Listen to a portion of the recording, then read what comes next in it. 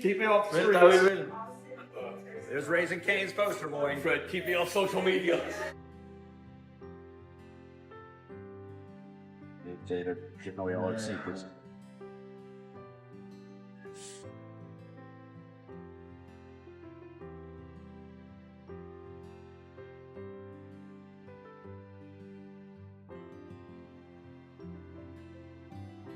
Gervonta Davis has been putting in serious work alongside Manny Pacquiao during intense training sessions, and you can already tell the preparation is being taken to another level as the highly anticipated showdown with Floyd Mayweather gets closer. Every workout looks tougher than the last, and in my opinion, that's a clear sign the intensity inside camp is reaching a whole new level.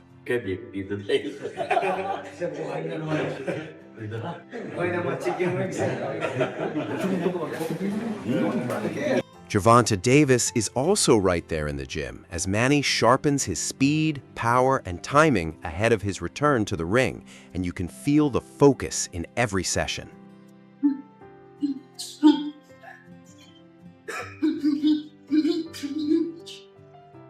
Inside the training camp, Manny Pacquiao looks completely locked in and fully committed to the work ahead.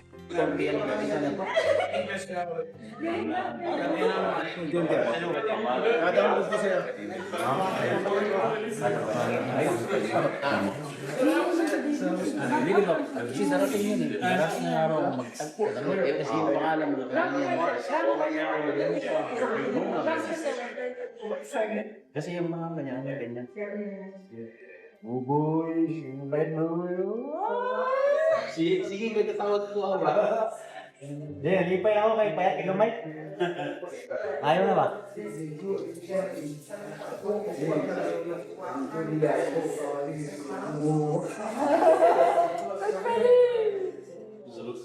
Kan 3 minutes lang. Always smiling.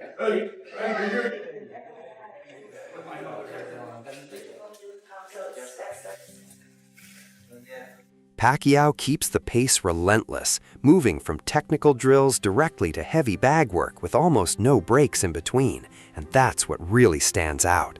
He's steadily building his stamina while proving that despite all his years in the sport, he's still approaching this training camp with elite discipline, unwavering focus, and the mindset of a fighter determined to make a statement. Samahan natin sa laban niya.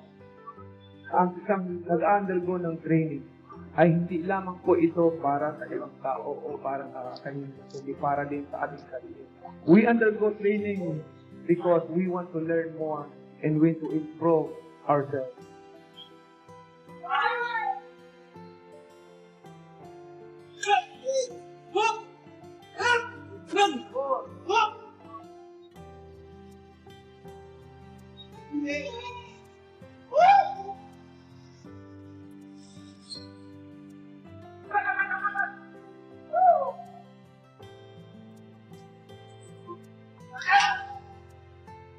His hands explode with incredible speed, unleashing fast, non-stop combinations, while his footwork stays smooth, light, and perfectly balanced. Every move gets an instant reaction from his coaches, and that elite quickness is a powerful reminder that Manny Pacquiao still has the skills to be a dangerous opponent for anyone who steps into the ring with him.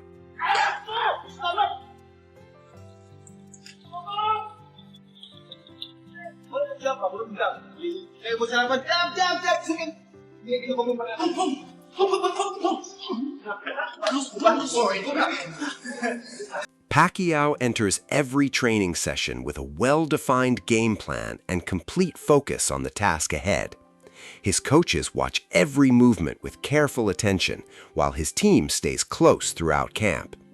And each drill is performed with sharp precision to make sure he's fully prepared for every challenge his opponent might bring when fight night finally arrives. Make more extra mile to punish myself and able to win the fight. And that's my goal. I'm not underestimating my opponent. I have to make sure that I'm 100% condition. Still here. Manny Pacquiao is back.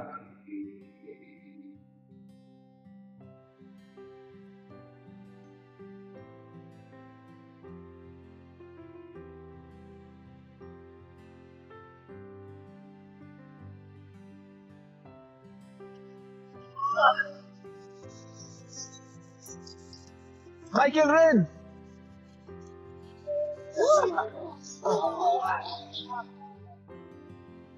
We're not done yet.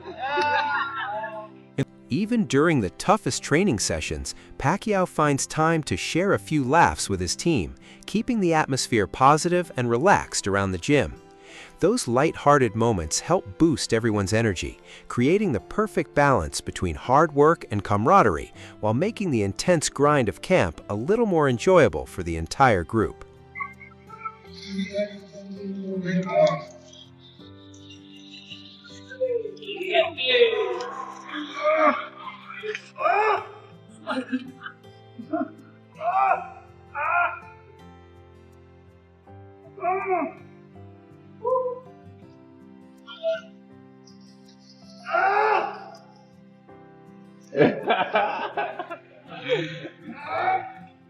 Hit him, Manny, hit him, hit him.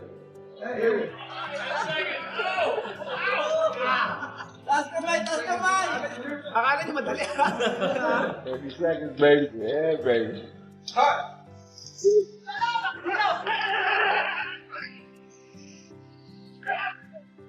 During an intense shadow boxing session, Manny Pacquiao moves with remarkable precision, slicing through the air with fast, crisp punches as he flows effortlessly from one combination to the next.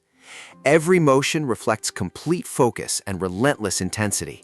And if he carries this same sharpness into fight night, his opponent could be in for a serious challenge.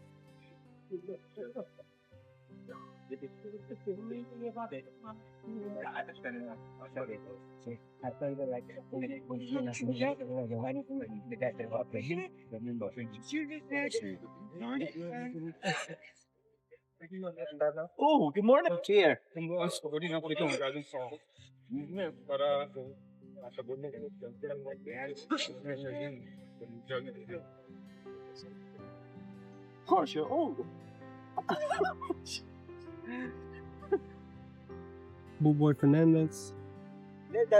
Every movement looks sharp, explosive, and perfectly controlled, while his quick, agile footwork keeps him balanced from start to finish.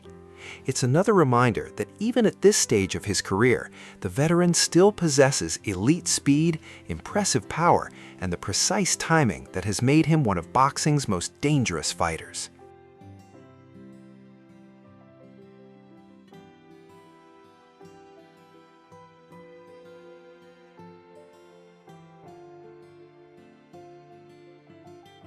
Hop in it.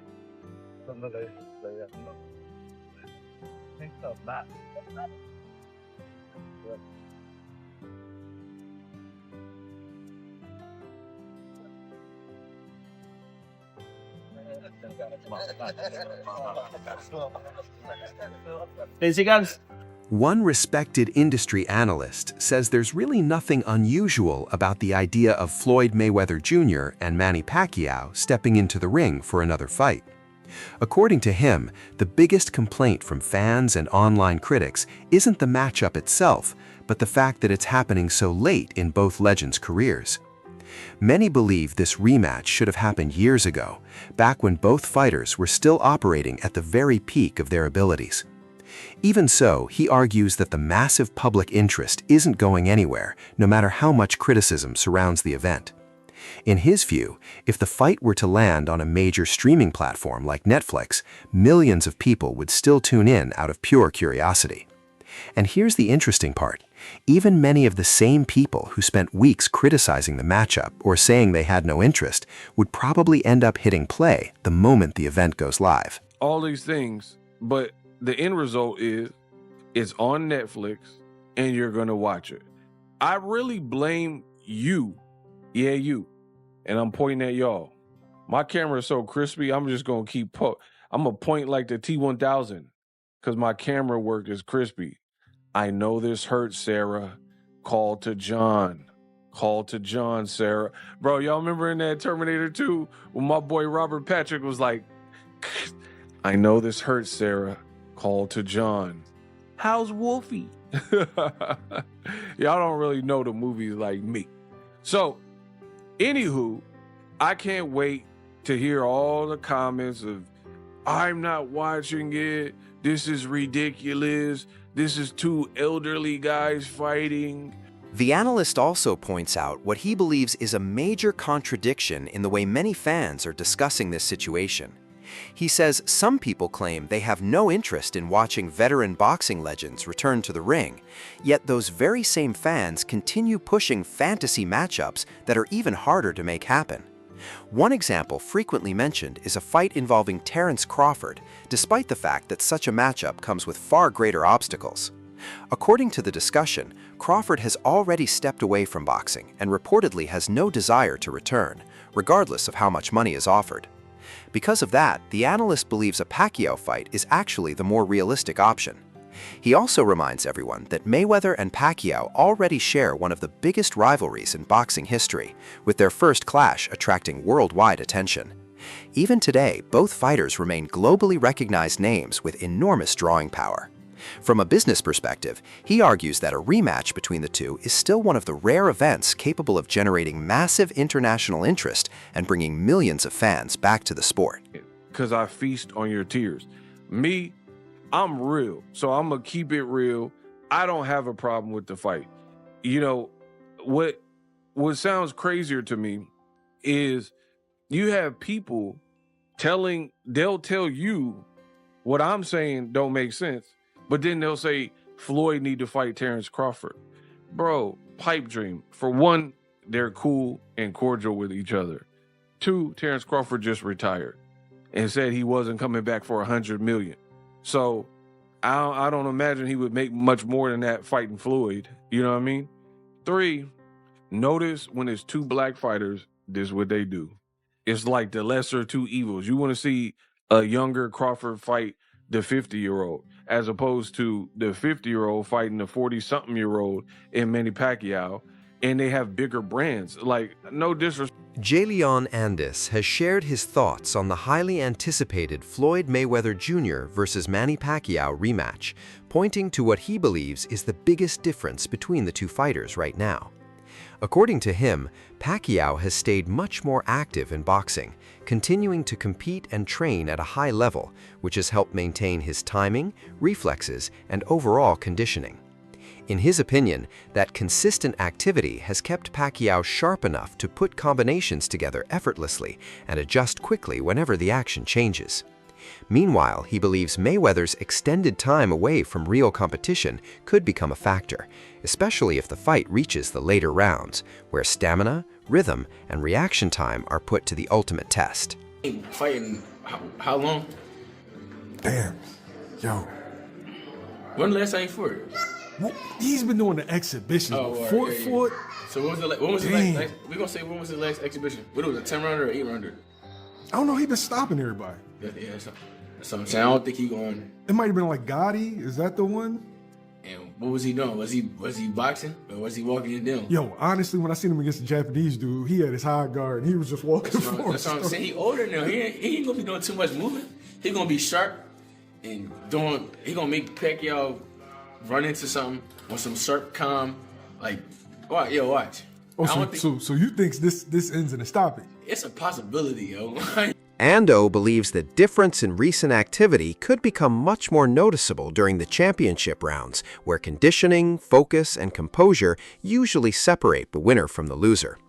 He gives Mayweather full credit for his legendary defense and unmatched ring IQ, but he feels Pacquiao's steady run of competitive action may provide a slight advantage once the exchanges become longer and the fight moves into the later stages. He also explains that fighters who stay active often perform with greater confidence under pressure because their instincts remain sharp through recent in-ring experience.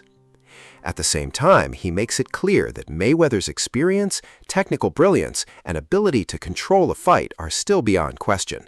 But Pacquiao's consistent activity could make this matchup far more competitive than many people expect. In the end, Ando sees the fight as a fascinating clash between Mayweather's legendary skill and Pacquiao's continued sharpness. And in his opinion, that's exactly why fans around the world are still so eager to see it happen. You know, Floyd's arguably the best boxer of all time, and then of course he's the #1 draw in the sport. Like, what is it like seeing a dude like been off so long, but like, yo, I'm coming back outside? Yeah, it's crazy. You know, it's gonna be different though because what Floyd 50 or 49? 49. Dog, like yeah, it's gonna be crazy. I feel like he still got everything. He still got his tools and all that stuff. But I think him being 49, 50, I feel like he's not gonna be moving as much and things like that. I feel like it's gonna be more. He gonna be more action packed now. To me, I don't know why. You think they're gonna stand there? For some, I got a weird feeling, like some weird reason, like not just standing there, but like you know how Floyd usually move and yeah. I think he gonna move, but not too much because he older. He 49. Like Wade Plemons has also shared his thoughts on the long-awaited rematch between Floyd Mayweather Jr. and Manny Pacquiao, pointing out that both boxing legends are now approaching their 50s. Even with that reality, he says the announcement of another fight more than a decade after their first meeting has created enormous excitement among fans and boxing analysts alike. In his opinion, age doesn't take away from the significance of this matchup because both men still carry legendary status and worldwide recognition. He explains that while their first showdown made history and shattered records, this rematch offers a completely different kind of excitement, fueled by the curiosity of seeing how each fighter has evolved over the years. Plemons also believes Pacquiao's continued activity inside the ring has allowed him to retain much of his speed, conditioning, and timing, which could become a major advantage if the fight turns into a long, demanding battle. Later, when both men are about to hit 50, here we are. Okay, that's the hype of this. That's the interest of it, right? Two of the biggest names in the history of the sport. They're both old. We get that. But they're both doing this in a pro fight. This will not be an exhibition. It'll be a pro fight. So it is going to go on someone's record. Could Manny actually take Floyd's O away? And here I am getting drug into this thing. And you know what? I'm not even mad about it because I understand what it is. It's not going to be the highest level of fight between these two. And I don't think it sullies their name any worse than what Floyd was doing with John Gotti III. No offense to top 3 black person of all time, but Deji, some other fights that no one really watched or cared about. Floyd did that to himself, but he still has the drawing power across from his greatest rival in Manny Pacquiao to make this. As for Mayweather, Plemons notes that he has spent much of the last several years away from active competition, yet he remains famous for his unmatched ring IQ, defensive brilliance, and ability to control the pace of a fight. He believes that contrast between Mayweather's technical mastery and Pacquiao's continued activity is exactly what makes this matchup so intriguing and incredibly difficult to call. Plemons also emphasizes the massive business and entertainment value of the event, arguing that the names Mayweather and Pacquiao, along with their legendary rivalry and worldwide fan base, are more than enough to capture global attention and attract huge viewership. While critics continue to question whether two veteran fighters should face each other again, he feels their legendary careers and the opportunity to see them share the ring one more time easily outweigh those concerns. In the end, Plemons describes the rematch as both a celebration of boxing history and a genuine test of how much of each fighter's elite skill, competitiveness, and championship mindset still remains today. Be the question, can he carry his ability, carry his technique, carry his skill further in life than Floyd did and put one blemish on Floyd's record? That's why you're watching this. It's not because they're at world championship level. It's not because they're even at, domestic level. Whatever the level they're at, it'll be somewhat of an even playing field and it won't be an exhibition. So there's that. Now, obviously, the first fight was a bit of a bore. Even though I think we're going to do a breakdown, I would love to get my hands on the footage of that first fight to do a full fight breakdown here on the channel. Hopefully we can get that done. I think it just needs to happen and we have time. This is announced in February. So we have March, April, May, June, July, August, 7 months before we get to the fight. And I think that'll be an interesting breakdown to go back. Andre Ward recently opened up about his admiration for Floyd Mayweather Jr., making it clear that his respect for the undefeated champion has remained strong throughout the years. He explained that over the course of Mayweather's legendary career, he has always appreciated his technique, discipline, and ability to perform at the highest level, even describing himself as one of his biggest supporters. Ward said that beyond the titles and undefeated record, Mayweather's dedication to preparation, elite ring IQ, and relentless work ethic have set a standard in boxing that very few fighters have ever been able to match. He also acknowledged that Mayweather has faced his share of criticism and public controversy, but emphasized that none of it changes what he accomplished inside the ring. At the same time, Ward made it clear that supporting Mayweather doesn't mean ignoring questions about age or time away from competition. It means recognizing the extraordinary level of commitment and craftsmanship he brought to the sport. In Ward's eyes, Mayweather's legacy is built on a rare combination of talent, preparation, and resilience, and that's something he believes deserves respect no matter what side of the debate people are on. He's made the mistakes, he's had to fight for everything that he's gotten, and he's built himself into a mega superstar, and he knows the ins and outs of the sport. I feel like if Mayweather Promotions was ran the way it was supposed to be run, Floyd Mayweather, in my opinion, should be running the sport of boxing. He should be the premier promoter in the sport. What promoter can stand up to Floyd Mayweather if his promotional company comes after you?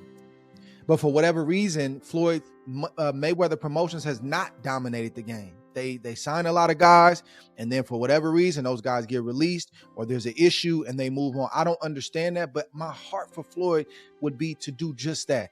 Enjoy the fruits of your labor, which we see him doing a lot. Living off your investments, which we hear him talk a lot about. The problem with that is when boxing is a lot of our identity as fighters, the investments don't hit the same as you being the center of attention, promoting a big fight that the whole world is going to stop and watch and see. And it's hard to duplicate those kind of checks. I don't care how many great investments that you have. It's hard for you to get that feeling. It's hard for you to reproduce those endorphins. And that's why you see a lot of fighters a lot of times, unfortunately, and even athletes and entertainers, when they're out of the spotlight, you see them start to drift toward alcohol. They start drifting toward a lifestyle that they weren't living before, or now they're living in excess because I'm looking to try to reproduce those endorphins. I'm trying to reproduce that high that I had when I was on the mountaintop. And I don't know Floyd like that. We haven't talked about this, but I've been retired 9, almost 10 years. It's hard.